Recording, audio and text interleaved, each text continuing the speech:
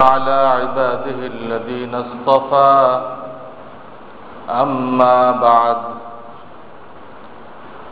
فأعوذ بالله من الشيطان الرجيم بسم الله الرحمن الرحيم يا أيها الذين آمنوا اذكروا الله ذكرا كثيرا وسبحوه بكرة وأصيلا وقال رسول الله صلى الله عليه وسلم مثل الذي يذكر ربه والذي لا يذكر كمثل الحي والميت صدق الله العلي العظيم وصدق رسوله النبي الكريم ونحن على ذلك من الشاهدين الحمد لله ثم الحمد لله बुजुर्गान मोहतरम আল্লাহ রাব্বুল আলামিন আমাদেরকে শরীয়তের ইলম দান করেছেন। কেউ মাদ্রাসায় পড়ে শিখেছে, কেউ উলামায়ে কেরামের বয়ান থেকে শিখেছে। আল্লাহ তাআলা ফরজে আইন পরিমাণ ইলম এটাকে বাধ্যতামূলক করেছেন, শিখতেই হবে।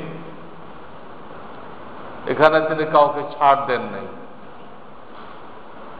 এই ব্যাপারে কোনো ওজর বাহানা আল্লাহ তাআলা গ্রহণ করবেন না। এই ওজর ছিল, সেই ওজর, চাকরি করে সময় পায় নাই, কোনো কিছু গ্রহণযোগ্য না। আল্লাহ তাআলা হাজারো নেয়ামতে ডুবাই রাখে। আল্লাহর হাজারো নেয়ামত ভোগ করে আল্লাহর গোলামি কিভাবে করতে হবে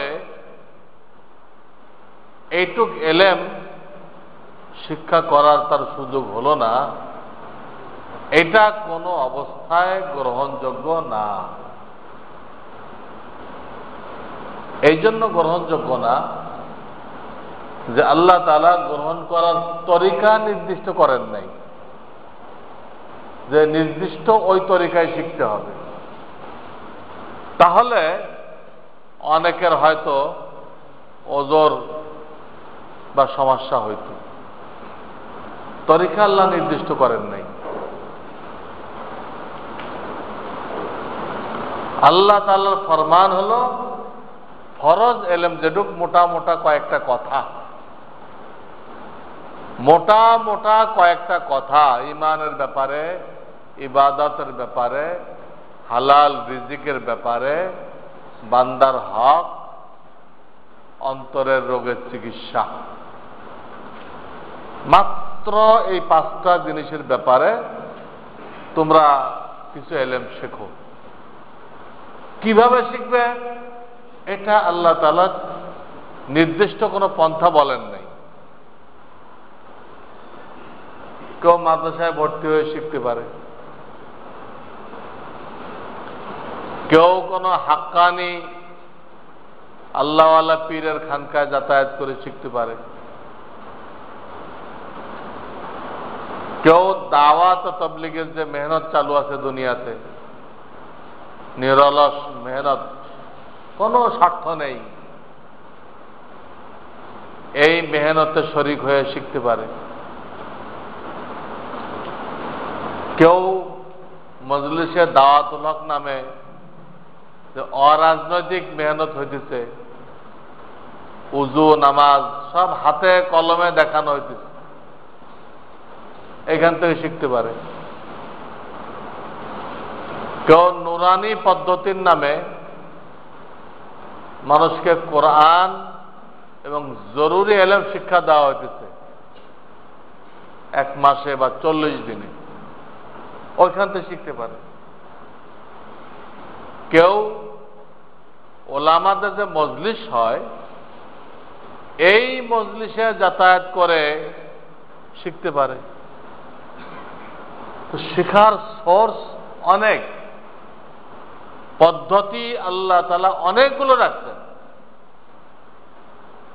ওজর পেশ করা যাবে না। যে একটাই পদ্ধতি হইতো তো অনেকে বলতো ছোটকালে বাপ শিখায় নাই, বড় হয়ে কামকাজে এত ব্যস্ত হয়ে গেছিলাম যে মাদ্রাসায় 10-15 বছর পড়তে হবে, এই সময় আমার হাতে ছিল না। মাদ্রাসায় 10-15 বছর পড়তে হবে, ভর্তি হয়ে আমার বউ বাচ্চা কে দেখবে? অনেকে ওজর করতে পারত, এই ওজর চলবে না। তুমি 3 দিন লাগাইতে তবলিগে, 3 দিন তো তুমি ব্যবসা করতে দেয়, কত জায়গায় থাকো, তবলিগে থাকো 3 দিন। আচ্ছা 3 দিনও পারো না তুমি, তো তুমি দাওয়াতুল্লাহকে যাও, কোন আলেমের মজলিসে যাও, ওটা 1 ঘন্টার মজলিস হবে। তুমি কি 1 ঘন্টা সময় বের করতে পারো নাই? এত ব্যস্ত দুনিয়াতে কে আছে? এই জন্য ওজর পেশ করার মতো কোন সূরত আল্লাহ তাআলা রাখেন নাই। বিভিন্ন ভাবে শেখার সুযোগ রাখছেন, বিভিন্ন মেয়াদি, লং টাইম, শর্ট টাইম, সব রকম ব্যবস্থা রাখছেন। যে যত ব্যস্ত হোক না কেন, কোনো একটা তার জন্য এখানে সহজ হবে। কোনো একটাও যদি সহজ না হয় তো সে আল্লাহর বান্দা বা ইনসান পরিগণিত হবে না। কেন সে এমন কাজ নিল যে সে 1 ঘন্টা বের করে আল্লাহর দ্বীন শিখতে পারে না? এমন কাজ নেওয়ার ইজাজত নেই। সে তখন ইনসানের কাতার থেকে বহিষ্কার হয়ে যাবে। কুকুর তার মনিবের গোলামি করতে জানে,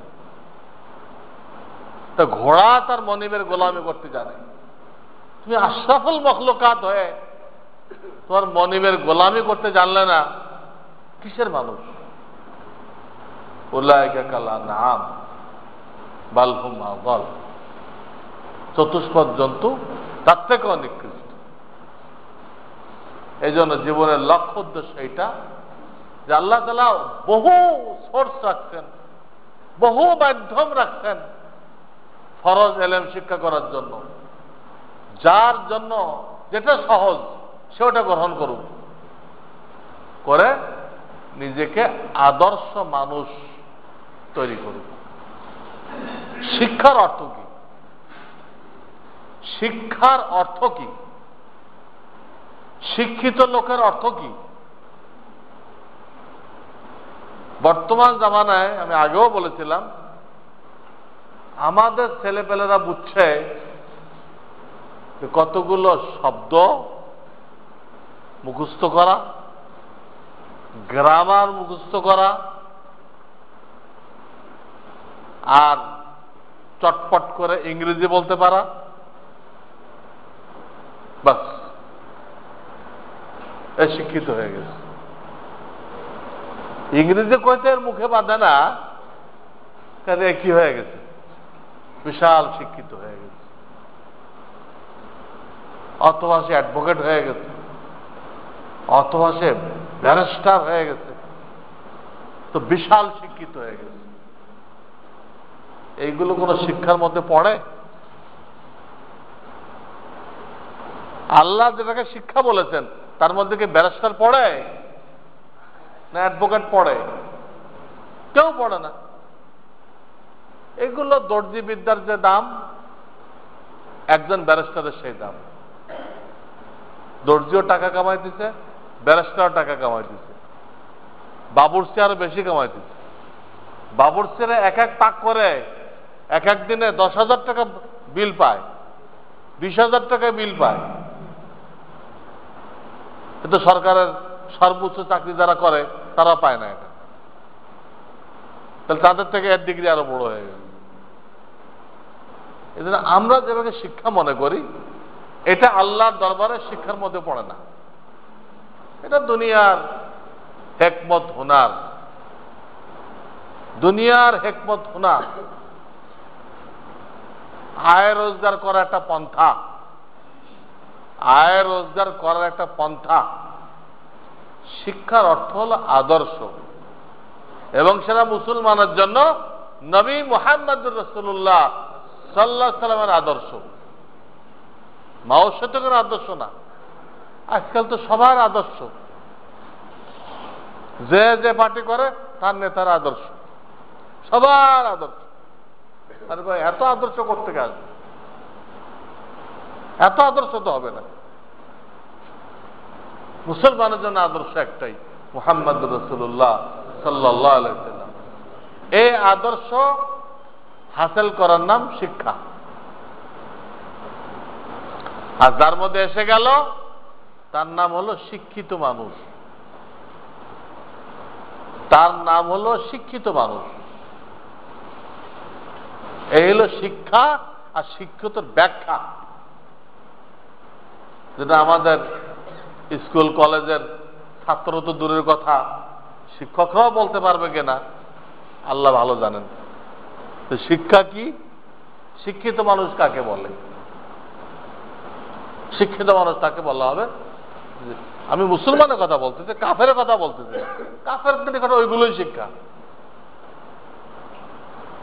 মুসলমানের কথা বলতেছি, যে আল্লাহকে বিশ্বাস করে, আখিরাত বিশ্বাস করে, তার জন্য শিক্ষার অর্থ রাসূলের আদর্শ শিক্ষা করা।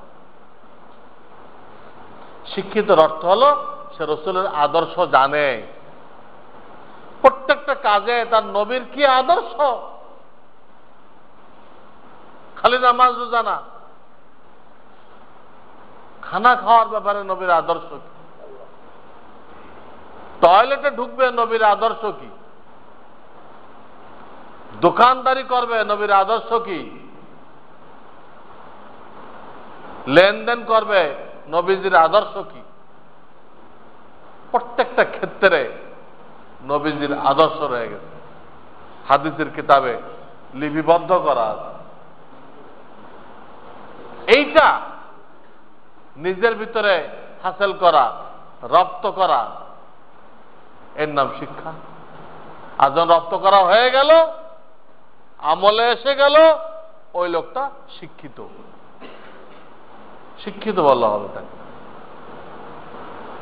এর বাইরে আপনি যত ডিগ্রি আনেন, কয়েক বস্তা ডিগ্রি নিয়ে আসলেন, কয়েক বস্তা লাগে আপনার ডিগ্রিগুলো রাখতে, তা আল্লাহর রেজিস্টারে আপনাকে শিক্ষিত বলা হবে, বাস্তবেও না। তারা এত কিছু পড়তেছে, এটা আদনা কথাও বলতে পারবে না। ইংরেজদের সিলেবাস অনুযায়ী এত কিছু পড়তেছে, না একটা সূরা কালাম পড়তে পারবে সহি করে, না একটা মাসলা বলতে পারবে, না বাপ মায়ের হক বলতে পারবে, না বিবির হক বলতে পারবে, না সন্তানের হক বলতে পারবে,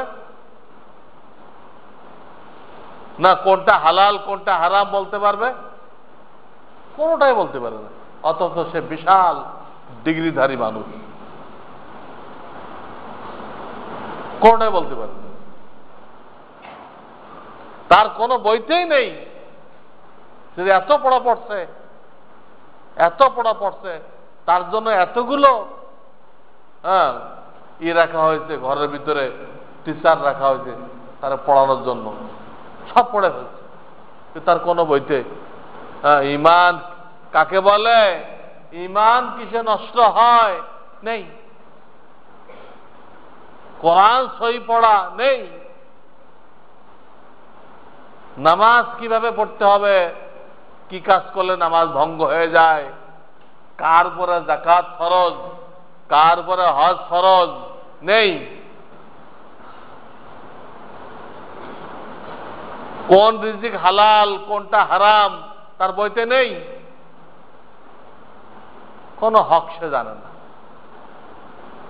অন্ধকারে চলতেছে। অন্ধকারে চলতেছে। দেখে না পত্রপত্রিকা আসতেছে, কোন ভার্সিটির শিক্ষিকা, সেও শিক্ষিত বলা হয়, তার স্বামীকেও বলা হয় যে বহুত বড় শিক্ষিত মানুষ, কিন্তু দুনো চোখ নষ্ট করে দিচ্ছে। তো কোন শিক্ষা হলো? মূর্খ লোক কইলে বুঝতাম যে ঠিক আছে, মূর্খ করছে, এদের তো ডিগ্রির কোনো অভাব নেই।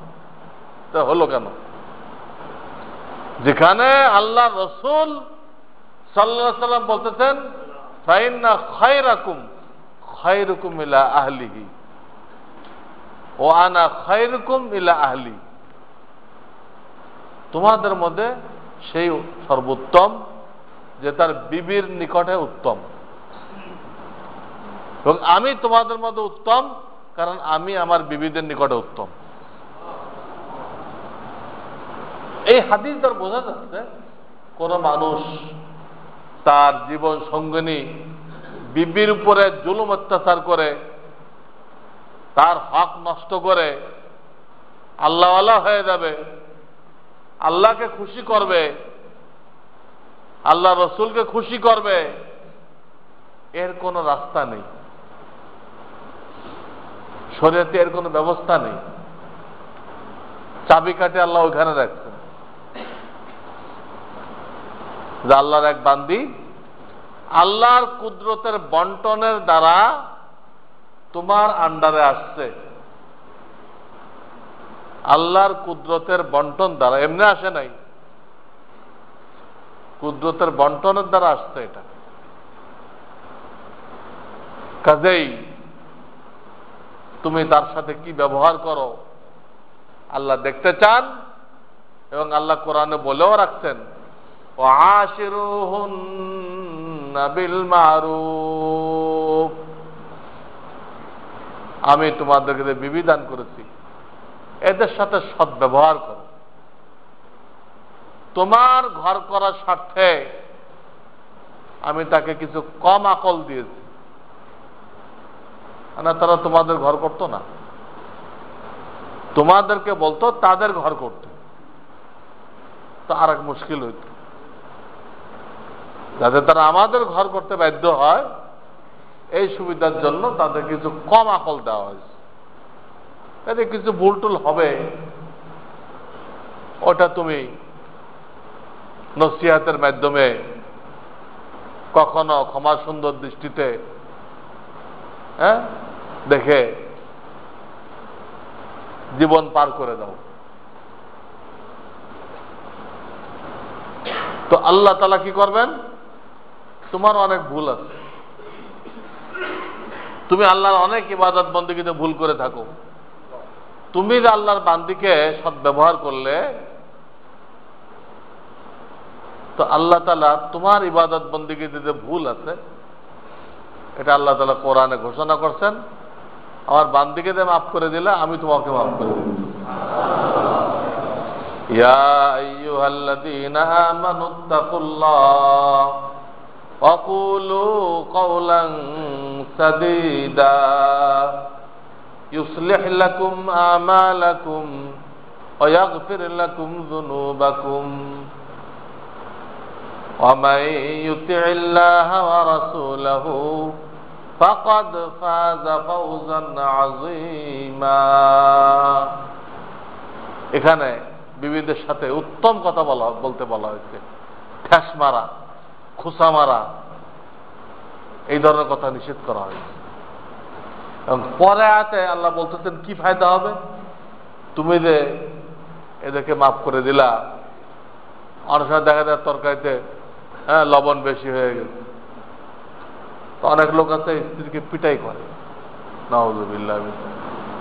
সে তো জান প্রাণ দিয়ে চেষ্টা করছে, হয়ে গেছে, তার কিসমতে আজকে এরকম খানা লেখা, তো পিটাইলে কি হল? মরিচ বেশি হয়ে গেছে, পিটাই করে। কন্যা সন্তান জন্ম দিছে, পিটাই করে। হ্যাঁ, তোর বিবি জন্ম দিছে, এই সন্তান বিবি তৈরি করছে না তুমি তৈরি করছো? এখানে বিবির কি হাত আছে? কত বড় মূর্খ হইতে পারে মানুষ, এর জন্য পিটাই করার ঘটনা পত্রিকা আসতেছে। আল্লাহ দিচ্ছে একটা মেয়ে পালা মানে জান্নাতের সার্টিফিকেট। এটিকে যে দোষ ধরে কেউ বউকে তালাক দিয়ে দিচ্ছে, কেউ পিটাই করতেছে, কত রকম অ্যাক্সিডেন্ট, কি অবস্থা, কি অবস্থা। এই জন্য আল্লাহর হাবিব বলেছেন, ফাইন্না খায়রাকুম খায়রুকুম ইলা আহলি। বিবিদের এই সমস্ত অনিচ্ছাকৃত ভুলগুলো মাফ করে দিতে হবে, আল্লাহ মাফ করে দিবেন। ইউসলিহ লাকুম আমালাকুম, ইউসলিহ লাকুম আমালাকুম এর শাব্দিক অর্থ আল্লাহ তোমাদের আমলকে সংশোধন করে দিবেন, কিন্তু এই অর্থ এখানে গ্রহণযোগ্য না। এই জন্য গ্রহণযোগ্য না, স্বয়ং নবী করিম সাল্লাল্লাহু আলাইহি সাল্লাম এই আয়াতের তাফসীর করতে যে এই অর্থ করেননি। আরবি অভিধান হিসেবে যে অর্থ হয় ইউসলিহ লাকুম আমালাকুম, আল্লাহ তোমাদের আমল সংশোধন করে দিবেন, এই অর্থ করেননি। এই আয়াতের তাফসীর হাদিসে আছে। আল্লাহর হাবিব তাফসীর করেছেন ইয়াতাকাব্বালুল্লাহু আমালাকুম, আল্লাহ তোমাদের আমলকে কবুল করে নেবেন। অর্থাৎ তোমার আমলে অনেক ভুল ভ্রান্তি আছে, কিন্তু তুমি যে একটা জায়গায় ছাড় দিছ আল্লাহর বান্দিকে, আল্লাহ তোমাকেও ছাড় দিবেন। আল্লাহর কবুল করার জন্য কোনো শর্ত নেই, তিনি টোটা ফাটাকেও কবুল করতে পারেন, আর তিনি নিখুঁতটাকেও বাজেয়াপ্ত করতে পারেন, কারো প্রশ্ন করার অধিকার নেই। টুটা ফাটাটা কবুল করবেন আর নিখুঁতটাকে বাজেয়াপ্ত করে দেবেন, এর নাম আল্লাহ। সে টুটা ফাটাকেও কবুল করবেন যদি তার বান্দির সাথে সদ্ব্যবহার করা হয়। তো বলতেছিলাম যে এত ডিগ্রি আনছে, তার ডিগ্রির মধ্যে এই কথাগুলো নেই। বিবির সাথে কি আচরণ হবে এই কথাগুলো নেই। বিবিকে খুশি রাখতে হবে, অবশ্য তার এই অর্থ না, বিবিকে খুশি রাখার এই অর্থ না যে সে যদি কোনো নাজায়েজ জিনিস দাবি করে এটাও আপনাকে পূরণ করতে হবে, এই অর্থ না। শরিয়াতের গণ্ডির মধ্যে জায়েজ হইতে হবে, আপনার তৌফিকের মধ্যেও থাকতে হবে। এমন কিছু যে তাদের চাহিদা থাকে সেটা পূরণ করে তাদেরকে খুশি করতে হবে। না জায়েজ জিনিস বিবি কেন, বাপ মাও যদি বলে এটাও পূরণ করা জায়েজ নেই। আল্লাহ রসুল হাদিসের মধ্যে বলেছেন, লা তাআতা লি মাখলুকিন ফি মাসিয়াতিল খালিক, আল্লাহকে নারাজ করে কোন মাখলুকের কথা মান্য করা জায়েজ নেই, যেই হোক, যেই হোক, জায়েজ নেই। সাংঘাতিক জিনিস।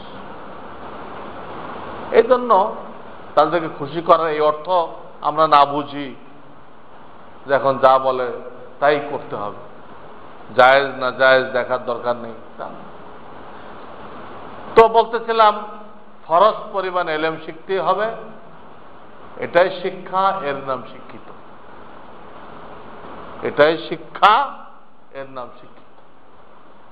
এবং নিজেকে আদর্শবান গড়ে তুলতে হবে, রসুলের আদর্শে নিজেকে গড়তে হবে। অন্যায় করা যাবে না, শরিয়াত যেগুলো অন্যায় ঘোষণা করেছে, হারাম ঘোষণা করেছে, এমন কোন কাজ করা যাবে না। এই হলো শিক্ষার দাবি, এই হলো শিক্ষার দাবি।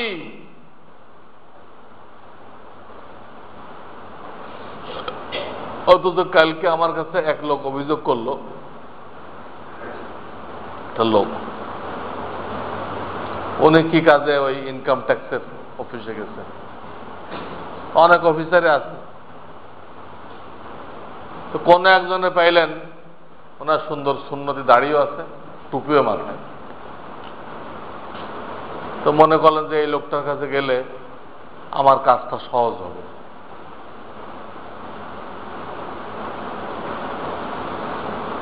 কিন্তু দেখলেন যে না, ওনার ধারণা উল্টা হয়ে গেছে। লোক বলেই বসছে, হ্যাঁ কাজ তো করে দিব, কিন্তু আপনি কিভাবে করাবেন, কিভাবে করাবেন? বুঝলাম না আপনার কথা। আমি কাগজপত্র পেশ করছি, আপনি করে দিবেন, কিভাবে করাবেন এটা তো বুঝতে পারলাম না। বাংলায় কইছে, কিন্তু সব বাংলার অর্থ বোঝা যায় না। তখন উনি খুলে বলে যে আমাকে কি দিবেন, কিভাবে করাবেন এর অর্থ হলো কোনো অভিধানেই অর্থ পাবেন না। কিভাবে করাবেন এর অর্থ উনি করলেন, এটা আপনি কোনো অভিধান দেখে এটা আপনি ঠিক করতে পারবেন না। ওনার কাছে ওরা অর্থ জানতে হবে, এটা অর্থ কি। তো জিজ্ঞাসা করছে, স্যার এটা অর্থ তো বুঝলাম না। অর্থ বোঝেন নাই, আমাকে কি দিবেন? গতকালকের কিস্সা আমাকে একজন শোনায়, এরকম কিস্সা আমার কাছে আসতে থাকে। এই হলো অবস্থা। শিক্ষার অর্থ করতেছিলাম, কোনো অন্যায় করা যাবে না, হারাম কাজ করা যাবে না। সেখানে এই হলো তাদের লেবাসের ভিতরে বাহ্যিকভাবে সুন্নত আছে, তাদের এই অবস্থা। আর একজনের কথা আমাকে শোনাইছে এক লোক, উনিও করে শর্ত করে নেয়, কিন্তু ওনার সিস্টেম ভিন্ন। ওনার সিস্টেম হলো যেটা জায়নামাজ বিছানো আছে ও তলে রাখতে হয়। এগুলো অপবিত্র পয়সা, আমি হাতে ধরি না। এগুলো অপবিত্র পয়সা, এগুলো হাতে ধরি না, আপনি ওর তলে রেখে দেন, জায়নামাজের তলে রেখে দেন। আমার জিগায়, স্যার কোথায় সাইন করতে হবে? এই যে দেখতেছেন না, এই যে কবর, এই যে চারকোনা দাগ কবর, এইখানে সাইন করেন। সাইনের জায়গাটা বুঝাইতেছে কবর কয়ে, মানে কবরের মতো লম্বাটা আছে। তারপরে সে কি চাইতেছে, অধিক ধরে কবরের নসিহত করতেছে, ওদিকে হচ্ছে আমার কত দিবেন। কবর করার পরও তার আখিরাত মনে পড়তেছে না। কিভাবে বলবেন যিনি শিক্ষিত? শিক্ষা বলা যাবে? কোন নীতি আসে নাই তার মধ্যে, কোন নৈতিকতা আসে নাই, কোন আদর্শ আসে নাই। সরকার যাদেরকে বেতন দিয়ে বসাইছে তাদের জন্য আলাদাভাবে পয়সা দাবি করে নেওয়া, কে না জানে যে এটা ঘুষ। এবং জানতে হবে যে ঘুষ, আমি বলি এটা ঘুষ ঘুষি থেকে আসছে। ঘুষ কিসি থেকে আসছে? ঘুষি থেকে আসছে। অর্থাৎ এই লোক মরার পরে ফেরেশতারা এমন যে ঘুষি আরম্ভ করবে, কোরআন একটা আয়াত পাওয়া যায়, অল মালাইকাতু বাসিতু আইদিহিম, ফেরেশতারা ঘুষি রেডি করে রাখছে। বিভিন্ন পদে মানুষকে বসানো হয়, এই পদ কোত্থেকে আসে? পদটা বের করা হয়েছে বিপদ শব্দ থেকে, পদ নেওয়া হয়েছে বিপদ থেকে। পদে বসানো হলো আপনার বিপদ আসছে। প্রত্যেকটা শব্দের একটা গোড়া আছে। তো বোঝা গেল যে আমরা যে শিক্ষা শিখতেছি এতে আমরা সত্যিকার মানুষ হতে পারতেছি না, নীতিবান হতে পারতেছি না। খুব ইংরেজি কইতে পারি, ইংরেজি কর এক জিনিস, ভাষা জ্ঞান অর্জন করা আলাদা জিনিস, মানুষ আলাদা জিনিস। এই জন্য আমাদের ছেলে পেলেকে কথাটা বুঝাইতে হবে। দেখো, এই গ্রামার মুখস্থ করার নাম ইনসান না, এর নাম শিক্ষা না। তোমার ভিতরে নীতি আসতেছে কিনা, নবীর নীতি রীতি তোমার ভিতরে আসতেছে কিনা, তুমি গোনার থেকে বেঁচে থাকো কিনা, না নামাজ কাজা করতে থাকো। তোমার চেহারা মুহাম্মদুর রাসূলুল্লাহর চেহারা হয়েছে কিনা, রাসূলের আদর্শ কি। আজকে খ্রিস্টান জগৎ আসমানি কিতাবও দেখাইতে পারবে না, তাদের নবীর নমুনাও দেখাইতে পারবে না।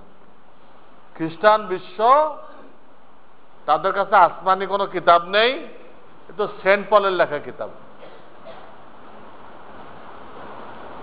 এবং তাদের কাছে ঈসা আলাইহিস সালামের কোনো আদর্শ নেই।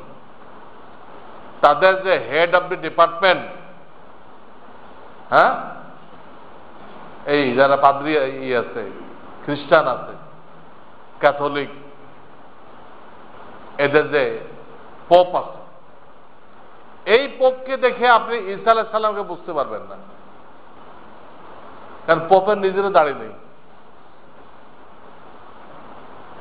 তাদের সর্বোচ্চ ধর্মীয় নেতাদের তারও দাড়ি নেই। তাহলে সে বুঝাইতেছে সে যেহেতু তার অনুসারীদের জন্য মডেল, ঈসা আলাইহিস সালামের নমুনা, তো সে পরোক্ষভাবে বলতে বুঝাইতেছে যে ঈসা আলাইহিস সালাম দাড়ি মুন্ডন করতেন। নাউযুবিল্লাহ মিন যালিক। তার ঈসা আলাইহিস সালামের কোনো নমুনা দেখাইতে পারবে না। আর এদের লাঠি ধরে রাখছে, কুরুশলা লাঠি, ঈসা আলাইহিস সালামকে শুলে দেওয়া হয়েছে। আর এক জঘন্য মিথ্যা, আর এক জঘন্য মিথ্যা। ঈসা আলাইহিস সালাম তো আসমানে আছেন, জিন্দা অবস্থায় চতুর্থ আসমানে। উনি ইমাম মাহদী আসার পরে, দাজ্জাল আসার পরে উনি আসবেন দাজ্জালকে কতল করার জন্য। হাদিস কোরআন ভরপুর। ওনাকে কোথায় দাফন করা হবে এটা আমাদের নবীজি বলে গেছেন, আমার পাশে দাফন করা হবে, ওই জায়গাও দেখাই দিয়ে গেছেন। তাহলে কোথায় মারা গেল, ওনার কবর কোথায়,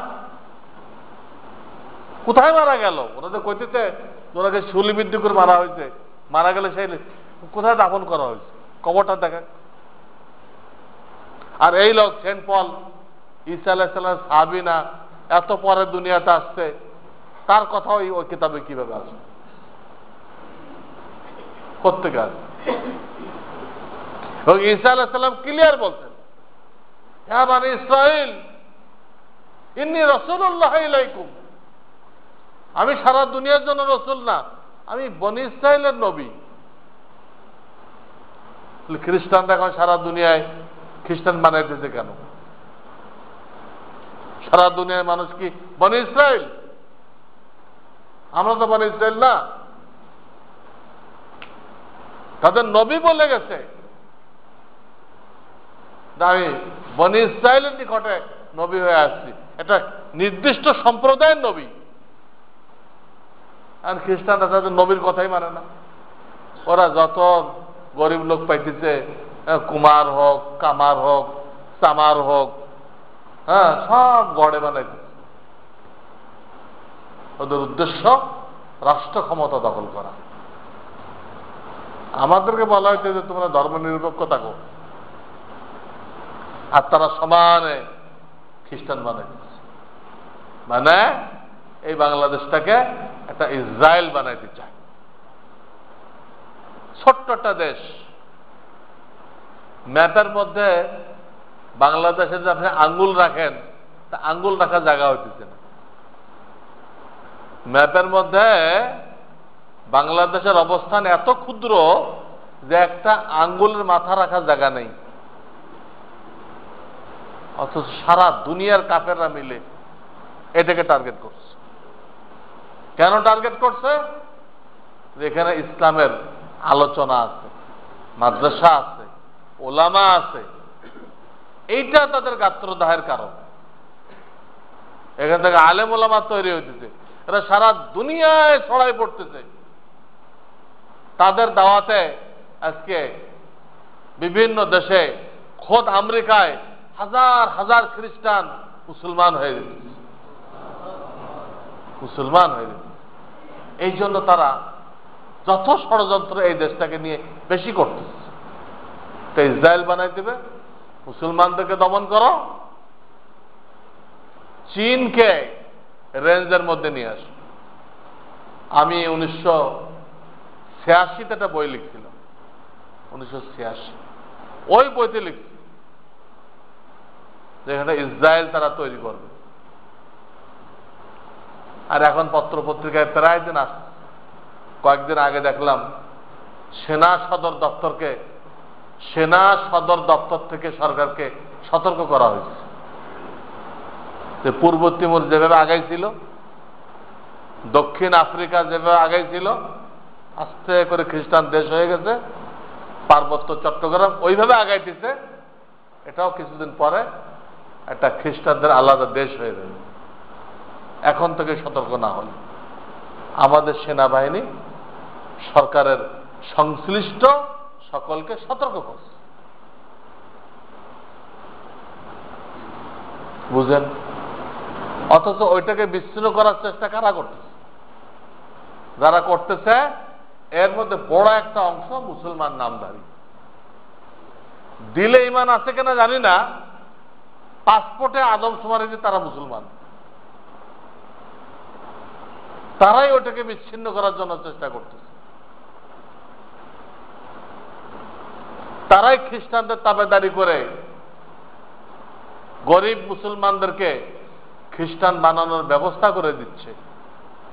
মুসলমানরা গরিব মুসলমানদেরকে খ্রিস্টানদের হাতে তুলে দিচ্ছে। কারণ যত এনজিও বলেন, হ্যাঁ, গ্রামীণ ব্যাংক বলেন, আর এই ব্র্যাক বলেন, যাই বলেন, সব কাফেরদের ইঙ্গিতে তাদের পরিকল্পনা অনুযায়ী পরিচালিত। এইগুলো দিয়ে দিয়ে তারা গরিব মুসলমানদেরকে সাহায্য দিচ্ছে, আর রানের মধ্যে সিল মারতেছে, রানের মধ্যে সিল মারতেছে। আমাদের মোহাম্মদপুরের কথা শুনলাম, ওখানে বেড়িবাঁধের মধ্যে লিস্ট করছে করে যারা যারা সিল মারতে রাজি হইতেছে এদেরকে 30,000 টাকা দিয়ে সিল মারি দিচ্ছে। তোমার নাম ঠিকঠাক নামও বদলাবে না, কিছুই না, তুমি মরে গেলে ওই লাশটা তারা নিয়ে দেবে। ওই সিলটা দলিল, ওই সিল কোনোদিন উঠবে না, ওই সিলটা দলিল সে খ্রিস্টান হয়ে গেছে। 30,000 টাকার বিনিময় একটা লোক খ্রিস্টান হয়ে যেতেছে, আর আমাদের মুসলমানদের কোনো খবর নেই। এটা বাতিল ধর্ম, এইটাকে চালানোর জন্য সমস্ত খ্রিস্টান জগৎ মিলে মেহনত করতেছে। তাদের নারী পুরুষ একযোগে মেহনত করতেছে। হাসপাতালে মুসলমানদের পায়খানা সাফ করতেছে, মুসলমানরা খুশি হয়ে আমাদের খ্রিস্টান ধর্ম গ্রহণ করবে। এত ভালো ধর্ম, আমার পায়খানা সাফ করছে। খ্রিস্টান বানানোর জন্য এত কিছু তারা করতেছে। কিন্তু আমাদের পক্ষ থেকে খ্রিস্টানদেরকে মুসলমান না বানাক, অন্তত মুসলমানগুলো মুসলমান ঠিক রাখার কোন ব্যবস্থা কি আছে? যে কোনো বর্ডার এলাকায় যান, না কোনো মাদ্রাসা আছে, না কোনো আলেম ওলামা, কিছু নেই। তবলিগ জামাতও যায় না, মসজিদ নেই, আর দুই একটা আছে তার কোনো ল্যাট্রিন নেই। তো তবলিগ জামাতে থাকবে কেমনে? থাকবে কেমনে? তো শুনে বলতেছে না, দেখে বলতেছে। আমার সফর হয় দিনাজপুর থেকে তেঁতুলিয়া পর্যন্ত, দেখে বলতেছে এই অবস্থা। আমরা ঘুমায় আছি, মুসলমানদের মধ্যে সে চেতনা নেই। সেদের খায়রে উম্মত, সলক্ষ নবীর সলক্ষ উম্মত আছে, এই সমস্ত উম্মতের বসে সর্বশ্রেষ্ঠ, এই চেতনা তার ভিতর নেই। মুসলমানিত্ব যেটা চেতনা, আমাকে ইসলাম নিয়ে টিকে থাকতে হবে, আমাকে সর্বোত্তম এই জন্য বানানো হয়েছে আমি অন্যদেরকে দাওয়াত দিব ইসলামের দিকে, এই চেতনাই নেই। আর এই যে ছোটকালে কি টিকা টুকি খাওয়ায়, তা আর এক সর্বনাশ, তা আর এক সর্বনাশ। আমাদের বাচ্চাদেরকে নিস্তেজ করে দিচ্ছে, এদের মধ্যে কোনো আবেগ, কোনো জজবা কিচ্ছু থাকতেছে, একটা পুতুল। এগুলো খাওয়াইবেন, তাহলে বাচ্চা দেখতে মোটা মোটা তাজা আছে, কিচ্ছু একটা পুতুল। এটা আর একটা ইহুদিদের ষড়যন্ত্র। এমন এমন মেডিসিন খাও যে বাতিলের প্রতিবাদ করার ক্ষমতা নষ্ট হয়ে যায়। সেদিন আমরা আমাদের কোন ছেলেপেলেকে একটা টিকাও খাওয়াইনি, তখনও সন্দেহ করছি যে এর মধ্যে ষড়যন্ত্র আছে, এর মধ্যে কাফেরদের ষড়যন্ত্র আছে। আমাদের আনেওয়ালা জেনারেশনকে নিষ্ক্রিয় করতে চায়। ইসলাম ধ্বংস হলো না, দেশ চলে গেল না, মা বোনদের ইজ্জত চলে গেল, কিছুই তার মাথায় আসবে না, আগেই পঙ্গু করে দেওয়া হয়েছে। আল্লাহ আমাদেরকে বোঝার তৌফিক দান করুন। বলতেছিলাম, শিক্ষিত মানুষের অর্থ সে অন্যায় করবে না। শিক্ষিত মানুষের অর্থ হলো সে অন্যায় করবে না। অন্যায় থেকে বাঁচার জন্য শরিয়াত যে নুসখা, যে চিকিৎসা দিছে, এটা আল্লাহকে স্মরণ রাখো। আল্লাহকে স্মরণ রাখো, গুনাহ থেকে বাঁচা সহজ হবে। তুমি যদি দেখো গুনাহ করার সময় যে একটা বাচ্চা চেয়ে আছে, 7 বছরের একটা বাচ্চা, তখনও তুমি অন্যায় করতে পারবে না। যদি আল্লাহকে স্মরণ রাখো আর তোমার এই কথা মনে থাকে স্বয়ং রব্বুল আলামিন দেখতেছেন, তার সামনে আমাকে দাঁড়াইতে হবে হাসরের ময়দানে, তাহলে তুমি আর গুনাহ করতে পারবে না। এই জন্য মানুষ হইতে গেলে, আদর্শবান মানুষ হইতে গেলে, সত্যিকার মানুষ হইতে গেলে অন্যায় ছাড়তে হবে। আর অন্যায় ছাড়ার পদ্ধতি আল্লাহর স্মরণ। আল্লাহকে স্মরণ করো। আল্লাহকে স্মরণ রাখার জন্য শরিয়াতে বিভিন্ন তরিকা দেওয়া হয়েছে। যে নামাজ পড়ি, তা আল্লাহর স্মরণ। দৈনন্দিন কিছু না কিছু কোরআন তেলাওয়াত করতে বলা হয়েছে। যা পারো, 1 পারা পারো, 1 পৃষ্ঠা পারো, কোরআন তেলাওয়াত করো। তেলাওয়াত করতে পারো না, যে তেলাওয়াত করতে পারে তার পাশে বসে শুনো। তা তেলাওয়াত করলে যে ফায়দা হবে, শুনলে একই ফায়দা হবে, একই সব, একই সব। এটা আল্লাহ জিকিরের জন্য। প্রত্যেকটা নামাজের পরে কিছু ওজিফা দেওয়া হয়েছে। ইস্তেগফার পড়ো, আয়াতুল কুরসি পড়ো, তারপরে 3 কুল পড়ো, তাসবিহে ফাতেমি পড়ো। এটা কিন্তু 5 ওয়াক্তে, যেগুলো বললাম, ইস্তেগফার, আয়াতুল কুরসি, 3 কুল, তাসবিহে ফাতেমি, 5 ওয়াক্তে বলা হয়েছে পড়তে। আমাদের দেশে আসরে পড়ে তাসবিহে ফাতেমি, আসরে মনে করছে, হাদিসে 5 ওয়াক্তে। এর মধ্যে ফজরে আর মাগরিবে 2টা জিনিস বাড়বে। আল্লাহুম্মা আজিরনি মিনান নার 7 বার পড়তে হবে, সূরা হাসরের আয়াত পড়তে হবে। এই 2টা জিনিস মাগরিবে ফজরে বাড়বে। এটাও কেন দেওয়া হয়েছে? আল্লাহকে স্মরণ রাখার জন্য। দৈনন্দিন কিছুক্ষণ জিকির, জিকির, হ্যাঁ, 100 বার কালেমা তয়্যিবা পড়লো বা কালেমা সুওম পড়লো, 100 বার ইস্তেগফার, 100 বার দুরূদ শরীফ। কেন? ওই আল্লাহকে স্মরণ করেন। প্রত্যেকটা কাজে একটা দোয়া আছে। মসজিদে ঢুকবেন দোয়া, বের হবেন দোয়া, নিজের ঘরে ঢুকবেন ওখানে দোয়া, বেরোবেন দোয়া, খানা শুরু করবেন দোয়া, শেষ করবেন দোয়া, ঘুমাইতে গেছেন দোয়া, ঘুমিতে উঠে দোয়া। এটা কেন? আল্লাহকে স্মরণ রাখা যায়। কাজে কোরআন তেলাওয়াত, দৈনন্দিন কিছু কিছু জিকির,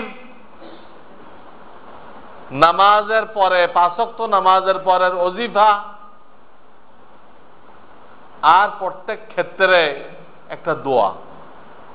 এটা আপনারা পাইবেন, আমার লেখা একটা বই আছে, মাসনুন দোয়া ও দুরুদ। মাসনুন দোয়া ও দুরুদ। এখানে প্রত্যেকটা কাজে কি দোয়া। বৃষ্টি পড়তেছে, কি দোয়া পড়তে হবে? বৃষ্টি পড়তেছে, এর দোয়া কি? আকাশ খুব গর্জন করতেছে, এর দোয়া কি? বেলা ডুবতেছে, এখন কি দোয়া পড়তে হবে? বেলা উঠতেছে, এখন কি দোয়া পড়তে হবে? এটা আমরা একটা একটা করে শিখি, মুখস্থ না হয়। ওটা পকেট সাইজ বই, মাসনুন দোয়া, ওই বই থেকে পড়ি, রুটিন বানাই, সকালের কি কি, বিকেলের কি কি, একটা রুটিন বানাই রাখি, এখান থেকে পড়ি। এইভাবে একটা মানুষ যখন আল্লাহকে স্মরণ করে, আল্লাহকে স্মরণ করবে, স্মরণ করার জন্য এতগুলো ব্যবস্থা দিতেন, তেলাওয়াত, নামাজের পরে ওজিফা, জিকির, মাসনুন দোয়া, কমপক্ষে 4টে জিনিস দিতেন, যাতে মানুষ আল্লাহকে স্মরণ রাখে। আর মানুষ যখন আল্লাহকে স্মরণ রাখবে, তো গুনাহ তার জন্য কঠিন হয়ে যাবে। এখন তো গুনাহ মজাদার মনে হয়, তখন গুনাহ কঠিন হয়ে যাবে। এই জন্য আমার পীর সাহেব বলতেন, তোমরা কি করো, জুতার মধ্যে পলিশ করো, মুখের মধ্যে মালিশ করো, বিল্ডিং এর মধ্যে প্লাস্টার করো, জামার মধ্যে ইস্তারি করো, কিন্তু তোমার চরিত্র সুন্দর করার জন্য কি করছে? সবটাই সুন্দর করতে চেষ্টা করলে, জুতার মধ্যে পলিশ, চেহারার মধ্যে মালিশ, ক্রিম লাগায় না, মালিশ, বিল্ডিং এর মধ্যে প্লাস্টার, কত রকম প্লাস্টিক পেইন্ট, এত কিছু করতেছ, কিন্তু যেটা নাকি মূল জিনিস তোমার চরিত্র, যেটা হাসরের ময়দানে আমলনামায় সবচেয়ে ওজনদার হবে, এটা মুমিনের চরিত্র, এইটাকে সুন্দর করার জন্য তুমি কি করছো? তোমার কি কোরবানি আছে? তা আমাদেরকে আল্লাহ তাআলা সত্যিকার মানুষ হওয়ার তৌফিক দান করেন, এবং সমস্ত অন্যায় বর্জন করার তৌফিক দান করেন, এবং তার জন্য আল্লাহ যে পদ্ধতিগুলো দিয়ে রাখতেন, এগুলো আমাদেরকে হাসিল করার তৌফিক দান করেন। ওয়া আখিরু দাওয়ানা আনিল হামদুলিল্লাহি রাব্বিল আলামিন।